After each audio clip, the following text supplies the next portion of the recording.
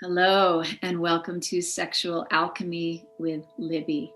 Today I have the great pleasure of speaking with Katherine Zorensky, who's coming to me from Hawaii at the moment. She is a womb shaman and healer and divine feminine embodiment. Welcome, Katherine. It's so nice to have you on. Thank you, Libby. Very, very happy to be here.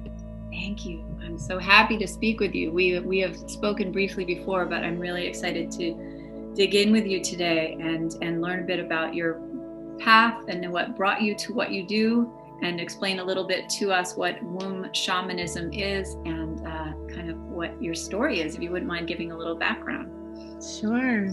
Yeah. First, I feel it's really auspicious to mention that today is Magdalene's feast day, Mary Magdalene, a saint who is being recognized, celebrated on this day. And this is a big deal for the Catholic Church to recognize her and actually designate a day for her, because she wasn't really recognized in her time. And on a deeper level, why this feels so special as we're speaking about sexuality is Magdalene really held the codes of understanding that union of love and womb consciousness, that pathway of truly walking into all our darkest places and receiving them, embracing them fully. And through that, we anchor the light of our being and who we are. And, you know, some people know her as the sacred prostitute. Basically, sexuality is the entry point into, you know, all of our deepest karmas, all of our deepest wounds that we've incurred through this lifetime. And so she really represented that courage to walk into the deepest, darkest places held in the map of our sexuality and unravel them one by one, bringing them into love. So very happy to be here with you on this day. Yeah. Well, and we mentioned before we started that is very meaningful to me as well, that Magdalene and the energy of Mary Magdalene was what prompted me to start this podcast. So it's very auspicious indeed. Thank you for mentioning that. Yeah. You're welcome. I agree. There's a resonance, you know, for those of us. More and more these days, it's less and less about connecting to these intermediaries to understand source, to embody ourselves. Mary Magdalene was a woman that walked 2,000 years ago, and all of us that feel that resonance have a direct access to that same gnosis, that same wisdom, that same love, that same power that she represented. And so, you know, more and more I'm guiding people away from projecting onto her and up-leveling her, but really owning the qualities that she's reflecting, and the invitation for us to embody more deeply in that resonance that we hold within ourselves. I love that. And that we are really carrying on that energy in our own embodiment. Absolutely, we are. Yeah, I feel that. Yeah, so I would love to hear about, you had mentioned to me when we spoke, an incredible awakening, opening that happened during the birth of your first child. Would you talk about that a bit? Absolutely. So, you know, just as Magdalene represents this pathway of awakening through our bodies, through our yonis, through our wombs, through our hearts. My first return to this knowing of that pathway within myself happened within my daughter's birth, where I gave birth to her in the Pacific Ocean, just off the coast of Hawaii. And, you know, for much of my life, I had been a seeker. I lived in monasteries, had been practicing meditation from a very, very young age, was really trying to get there from here.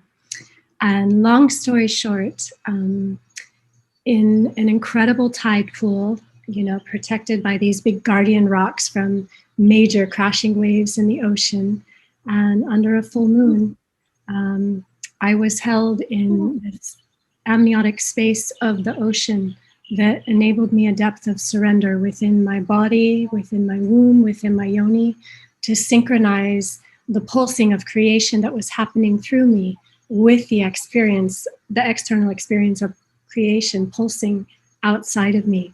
And held again by the light of the moon and the magnetism of the earth, I was in a very, very sacred bay. I was able to surrender and had a very profound awakening experience or remembrance of a pathway that leads to awakening. And that happens through the womb. And this is a pathway that many, such as Mary Magdalene and Yeshe Sogyal and many, many other female embodiments, traveled and brought to completion. So this was about 13 years ago. And it definitely took me a few years to digest, integrate, and recover from this awakening experience. It wasn't pretty. And then the last decade, I've been teaching on womb embodiment, womb awakening, womb consciousness through sacred sexuality, how we as women really open our portals, and those portals are the gateway both to our most tender human experiences and also our most expansive, ecstatic, divine, transcendent knowing. I keep getting affirmation chills, so I have to process those. Yes, yes, and yes. I just visualizing that picture of the. I mean, that is something. Sounds mythical almost. The birth. It's just incredible under the full moon in such a place, so connected to the earth, so connected to the ocean. That's just what a powerful, just beautiful initiation in a way, right? Yes. Into and welcoming back more. I mean, that's really what it is. It's a remembering. Yes. Right? It's in our DNA. It's in our soul. We just have to wake it up, right? Or remove the blockages that would obstruct our knowing. Exactly. Well said. And that's a lot of what I teach in Kundalini is just that opening, right? Of the getting rid of whatever's blocking you from your truth. Yes, and the getting rid of is not an easy thing to do. It's I know from that experience for me, I was blown so wide open and then left with all the residue of, those layers of belief systems, of separation, of ancestral inheritance, of cultural inheritance, of distortion. And, we have to presence one by one each of those morsels, bringing them into truth, bringing them into love through our bodies, through our hearts, and through our courage and real humility to own all the faces of this being human. And as we do that, we open ourselves to hold and anchor more light and embody our divinity through the expression of our human heart, living and loving. And so much of that is grappling with the ego's attachment to previous definitions of ourselves or previous realities that we were told were true, right? That kept us in a safe, understanding of our reality, and then to have to break out of that is uncomfortable, and it's a process, as you said. You said the first 3 years was difficult. I mean, first of all, you have a newborn, so that's always right, and you're taking on a new definition of mother, which is a whole other trip, right? I was fresh into a new role, which for those of you that have become mothers understand that all of a sudden overnight, your identity, your access to your own resources and your own time completely changes 100%. And not only that, nobody can, I think. Yeah, right. And the relationship that I was in, we were able to show up for this peak experience for our daughter, but we did not have the communication or the capacity to really bridge beyond what had happened. And so it was a very, very dark couple of years with no, any initiation is marked an initiation by our return. And our return usually involves community or elders or someone holding a space to where we can begin to integrate our experience. Otherwise, it gets filed away as trauma. If it's too much for our being, we hit overwhelm, and then it just gets locked away as trauma until we can then come back and unpack it. So I was straddling a very fine line between trauma and initiation. I did not have anyone welcoming me back in.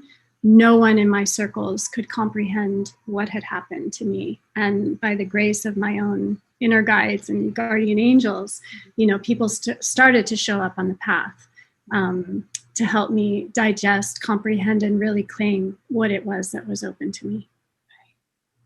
Yeah. And it is that when you're ready, it comes, and the divine timing of things never fails to stun me, just humble me. It's really and so the work that you're doing now, um, helping women open to that space that you found, that you're doing it through sexuality coaching. Is that right? So it's not so much about birth. It's not so much about it's not so much about birth. So really, and I work with women and men because since we rode into this life on the current of sexuality in our moment of conception, sexuality is our access point to that moment when all the layering of our conditioning was sort of placed on our pure soul in that moment of conditioning. So when we move deep into the sexual energy that we're holding in our bodies, it takes us to that most causal level map of where we're holding our blockages and our karma and all that stuff. So yes, I work with women and men. I run several online courses. I do retreats. I think the next one for women is starting this summer. The next one for men is starting in the fall. Really utilizing these portals in our biology, meaning our yoni lips, our clitoris, our anus, our heart, our nipples. All of these portals, there's 13 of them, hold a very, very specific anchor point for our soul into our body. And these portals both hold the layers of our wounding and our separation and the flavors of that. And then once we move beyond that, they hold access to the deeper gifts and qualities of our soul. So it's a very, very direct journey. It will take you into the heart of your own darkness while simultaneously you're opening your being in connection with the earth, who is simultaneously co-evolving alongside of us. So when we connect to her energy in our own journey, there's a co-supportive relationship that's happening there. And the cosmos, this dance of the sun and the moon and the planets, they are what's true. They are what we can see, what we can relate to within our reality. So when we open up our being, and this is what I experienced in my birth, to more directly feel and align with what's innately happening in the cosmos, we're naturally guided into a very organic surrender. We're naturally guided into those places that are ready to reveal themselves, be seen, be healed. And when we do that, our kundalini, our sexual energy, is opened and released in a very gentle way. That doesn't cause a big blowout, that doesn't cause us to have to fragment and leave our bodies because it's too much at once. It's a very gentle, slow, almost ownership of this pure life force, this pure Shakti in connection with the cosmos and the earth as it moves through our being. And may I ask how you discovered the 13 portals? Like what was your... Yeah. So, also like just inner knowing of it.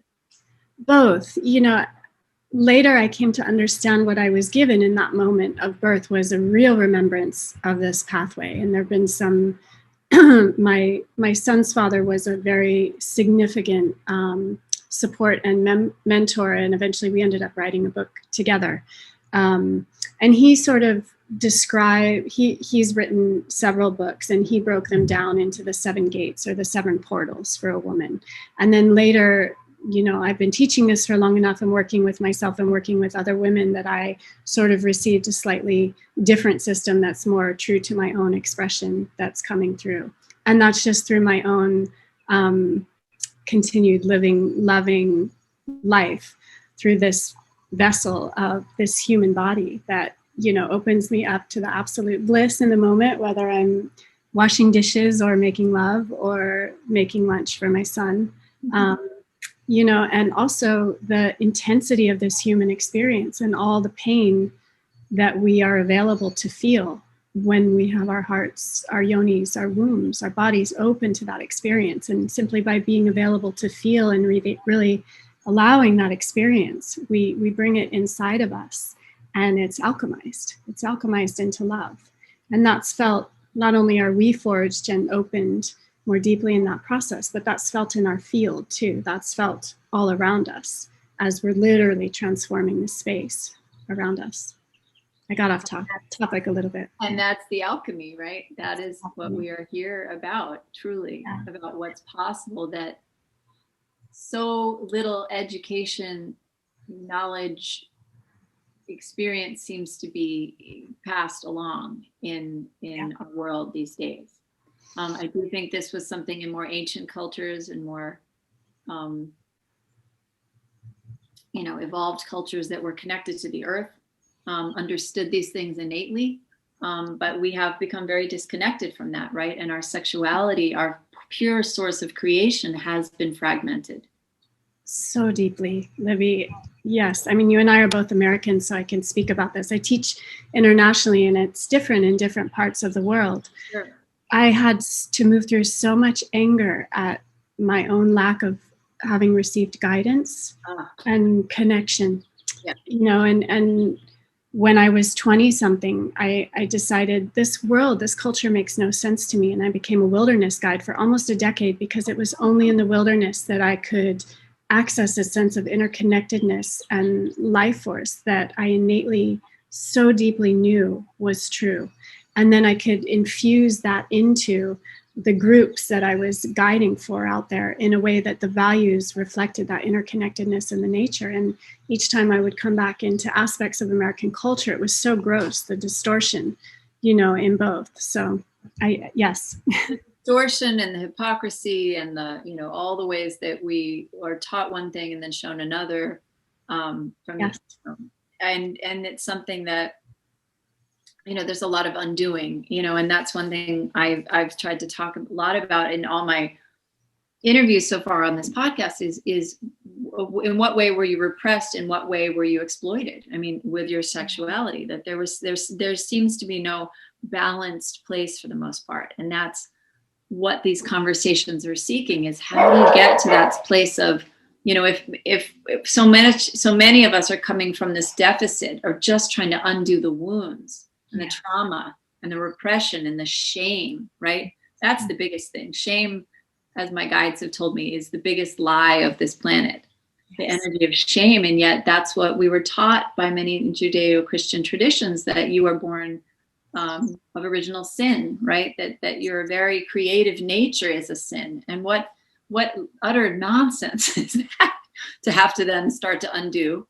Mm-hmm. And then if we can come from just that place of zero and then grow into what kind of expansiveness and beauty, which is what our sexuality is meant to be when it's heart connected and spirit connected, that level of expansion, I don't think humanity at this point can even comprehend how powerful that is. It's so powerful. And this quote, I have to share this quote because Mary Magdalene said this: when we trample underfoot shame, we enter the kingdom, And what I received from those words is really, shame is the densest of all of our wounding, of all of the distortions that we've taken on. It's so dense that we don't even recognize it as separate from who we innately are. Mm-hmm. And when we have ultimately released the depth of shame from our being, then we gain access to the kingdom being that place where heaven and earth are united. There's no separation, there's no duality anymore. And interesting to interject that what happened in the biblical story, when the fruit was eaten, the knowledge was gained, the fall of man was the shame, the initiation into shame. Was that fall from grace? The first thing that was felt was shame. Yes. And doesn't that say everything, right? Yes. And because I'm so tangible with all this, if I can, I want to take this into the body a little bit. The shame, really all sexuality is life force. It's our vitality. It can be translated all kinds of ways. It can be shared with another in an expression of love. It can be cultivated into our higher centers, into our awakening, our enlightenment. It is simply raw life force fuel. Mm-hmm. Its only purpose is to continue the blooming, burgeoning expression of creation itself. And so when we are more and more open within our bodies, within our beings, we are simply a vessel for this blooming consciousness of creation to move through us simply as love. The less that we're holding on to in terms of identity or wounding or out of fear, the more we become that pure expression of love, and that consciousness starts to move through every relationship we touch, every project we create, and continues in that way. All creation is an expression of that life force, that Shakti, that movement. So take, for example, if we take it into the body. Yeah. So the yoni lips in a woman, this is, one of the biggest places that women hold a lot of shame. The yoni lips are sort of the first entry point into our body. Okay, so when we're holding the density of an emotion like shame in an aspect of our body, it creates a real disconnect. So a disconnect from our heart, from our capacity to feel this part of our body. So if we're holding a disconnect between ourselves and our yoni lips, which is the entry point for anyone that we decide to deeply engage with, we're not really connected to whether we're getting a yes or a no. We're not really connected to the capacity to feel and receive this essence that is approaching us and actually going to enter our deeper innermost places. So simply that process of feeling and releasing the shame in the yoni lips, and I can mention a few practices if you're interested. Yeah, please. That just brings us, that brings us more into connection with the guidance held in the wisdom of our bodies of, yes, this is a good interaction for me. I can feel my yoni lips starting to bloom, starting to soften, starting to get juicy. That's the body's intelligence saying yes, beyond the mind calculating from a place that's maybe not perceiving the whole truth. So, one practice that I absolutely love and can be very confronting for a lot of people is yoni gazing. And you simply take a little hand mirror, create some sacred space for yourself. I encourage women to wax or shave their yonis, really just making themselves naked in a very physical way, but also a very soulful way. And set a timer for 10 minutes and place the hand mirror at a place where you can just gaze at your yoni. And with your heart open, just receive her. And everything that arises, you will feel the density of the shame. Just keep breathing through it. You may stay in that the whole 10 minutes. You may move into a tenderness or a love or an unworthiness or an embarrassment, or you may start looking at the details and how you feel your yoni's misshaped. Just keep coming back into your heart. And eventually, over time, that connection between your heart and your yoni lips begins to open up again. And all of a sudden, you have access to her tremendous wisdom. The yoni lips also hold, when they're open and when they're healed, this incredible magnetic anchoring into the Earth's grids, into the Earth's magnetic fields that give us this sense of okayness, this sense of, yes, I can trust. Yes, I am safe. Yes, I have a place to be here. And that's an essential part of being a human being. It's like our base needs. If we don't have that, then the whole way that we start to move and operate in the world comes from a place of fear or a place of lack. This is touching on another topic that we mentioned going into as well. So anyway, that's one practice that it sounds very simple. It's incredibly profound. Well, and I would imagine most people have never done that before. I would imagine that is probably a new experience for a lot of women. Yes, and let's talk about that a little bit, the abundance and the connection of, I know that's something that you help people with as well, is the connection with prosperity, money, currency, which is what money is, right? Currency.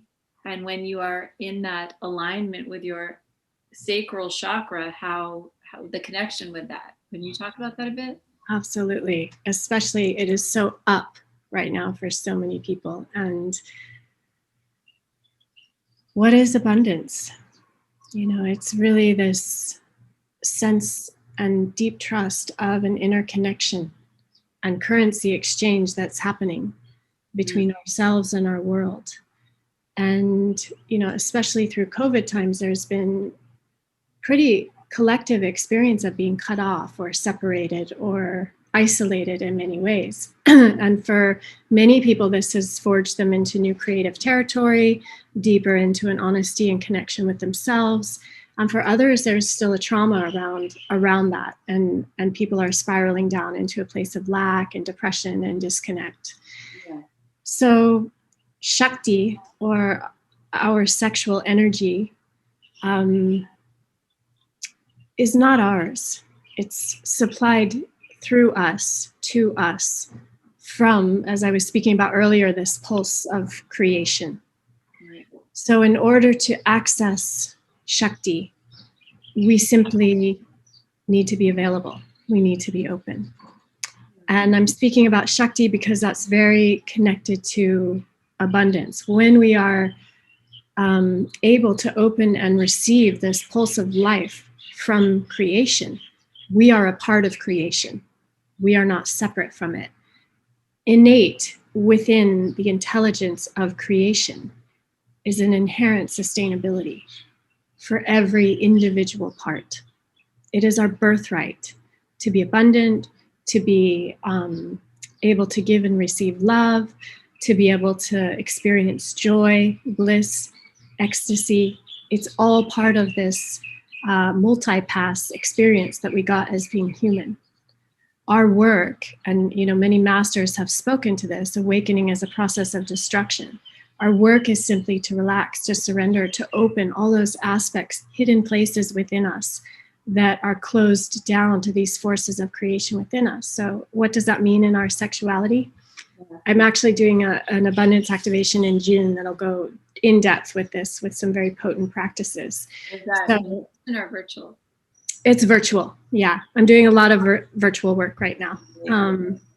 Very, very powerfully held group container that goes into the depth of places. For example, the spinal base, the very, very tip of the tailbone and the anus is a place for many, many people that's closed off. It's a place where people deposit a lot of their unworthiness, a lot of those aspects of themselves that they really don't care to look at because they're just not comfortable. And define that as the kind of the root chakra, the base of the root chakra. Yeah, I don't work so much in the chakra system. The way I enter it all is slightly different. But yes, the root, it is the root of the root. As I understand the root chakra, there's sort of 5 different points in the root chakra anatomy, and the spinal base anus are one of those. So as that starts to get opened and activated, we also come more into connection with, in Hindu culture, what they refer to as apana, which is the release, the letting go. We can't receive anything in if we can't let go. And so when we open the anus, when we open that part of ourselves, we can let go of all that we've already metabolized, all that doesn't serve us anymore. And then we can receive in what is current, what is nurturing for us now, what is a true reflection and expression of our soul now. And for women, the anus is a access point to tremendous, tremendous power. It is the back door to the womb in many ways. I can go deeper into that later. When we truly unlock the anus, which happens through a very, very real honesty, a dropping of our facades, all the ways that we've hid behind certain aspects of beauty or gifts that we've used, not for the sake of the gifts, but to hide the parts of ourselves that we're ashamed of. When we drop all of those facades and allow ourselves to see ourselves very nakedly, very openly, very honestly, in our anger, in our rage, in our levels of manipulation, we reconnect with a power of truth that is also deeply received in the body through the anus, an aspect of creation. And that just fuels our life force and our energy to then be able to express our gifts in a way in the world that is true, that is not kind of hindered by things that we're trying to hide about ourselves, or examples like that. Right. So that's just one example. There are a few points in connection with abundance, and there's a whole practice that I bring into that I'll go deeply into with the activation. But abundance is natural. It's innate for all of us to receive and know that. And I love, one of the other things I do is very, very deep one-on-one mentorship work, like 3 or 6 months long, completely changes people's trajectory for their life. And I love going into the darkest places, the places where people have these recurring themes that they simply can't get to the bottom of, because there's always a way through. And once we find it, it's gold. It's the greatest gift that actually anchors them deeply in their purpose, more deeply in who they are and what they've come to do. And that's all connected to our abundance. We all have a purpose here. No one was born on earth, for no reason. And each of us have a very different piece of that to fulfill. So all of that, as I've found, is held through the map of our sexuality. That's fascinating. I would love to do that myself. That sounds so rewarding, and with such a journey that is worthwhile. The root chakra is such an interesting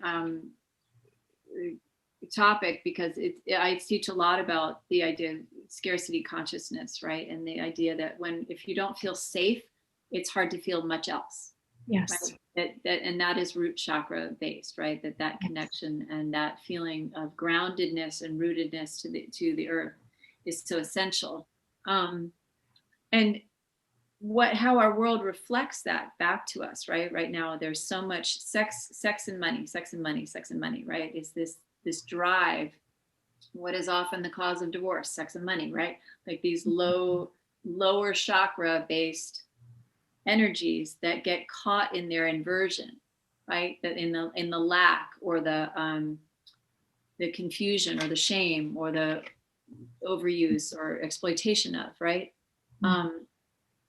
The healing of that is so profound. It's hard to even imagine, how our society would look if people were healed in the ways that you're speaking of. Yes.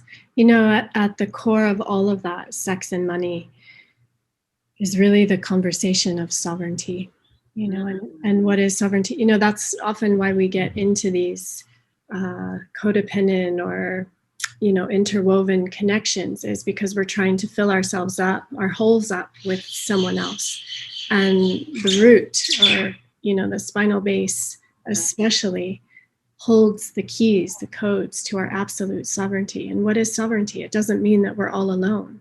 Right. It means that we're whole within our access to a sense of safety, a sense of direct connection to source, a sense of self-love, in a way that enables us to let down our facades and our armoring, to allow not only a giving and receiving of love and intimacy with others, but also of abundance and resources and avenues for expression in our world. And so, yes, at the core of what you're speaking is sovereignty. And sovereignty is a spectrum. It's not like we get there and we're done. There's different degrees of spiritual sovereignty that lead to full enlightened embodiment.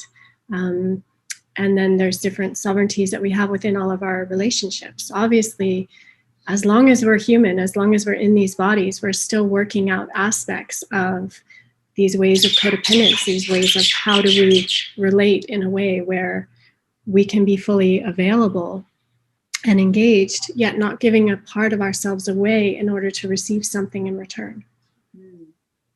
Well, and so many people, the perception that in order to be sexual, you must have a partner, right? In order to be a sexual being, that. So how do you remain a sovereign while being sexual, right? And that's a very interesting dilemma, but it is that kind of the truth of when you're connected and you're in alignment, you're bringing that much more to a partnership, and that's where the magic happens. Yes, that's where the magic happens. Then it's not hanging on to one another, then it's blooming with one another.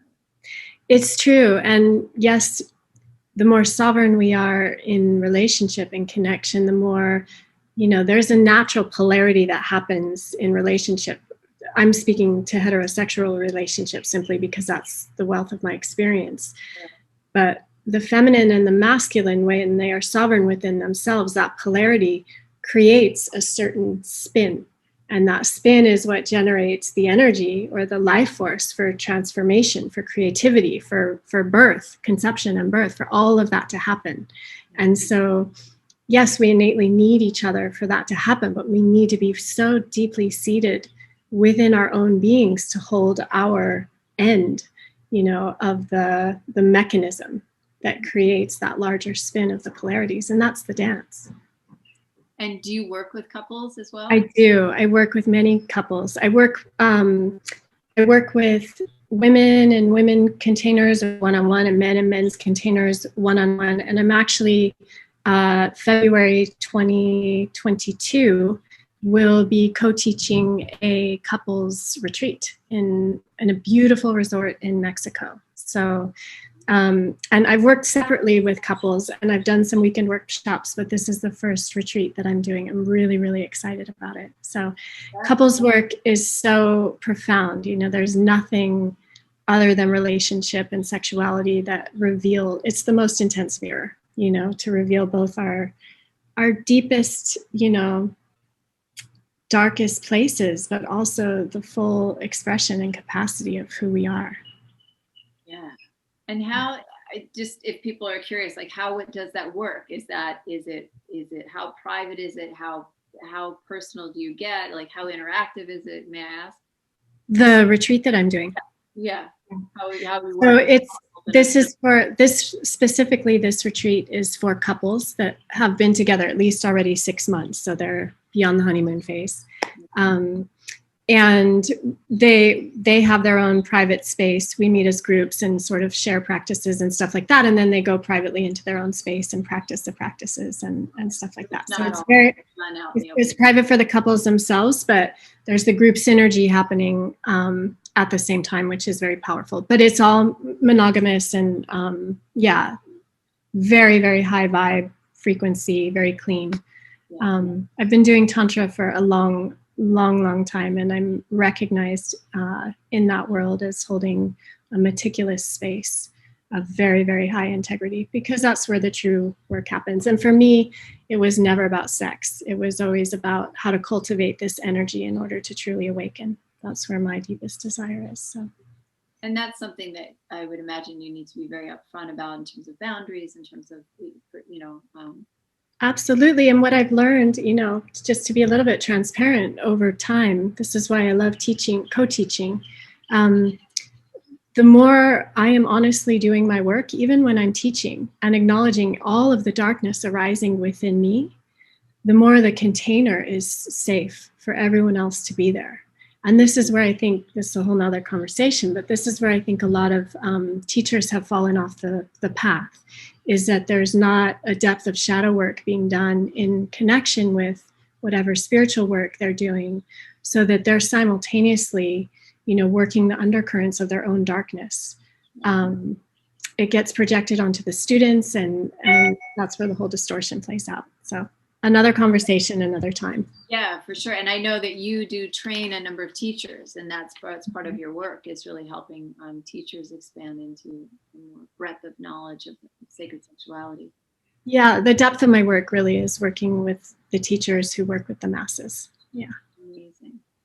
Yeah, and it's such, I mean, I can expound on and on about how important it is, but I love the depth in which you're going with it and how personal it is for you. It's really magical. And as we're speaking, and I was going to tell you this after, but I think it's worth saying now, the vibration is so high, I feel just high talking to you right now. So it's confirmation, affirmation happening right now. That, you know, when truths are spoken, you can, you know, the electrical system throughout us can feel, you get that. Well, thank you for that reflection. I feel your honoring and your receptivity, and you're meeting me there. And yes, what you say about, it's why I call my work the technology of love, We have this technology in our bodies, our wombs, our yonis, lingams, haras, hearts, all of that, that when this technology is cleaned off and tuned to its highest capacity, we are tuning forks for truth.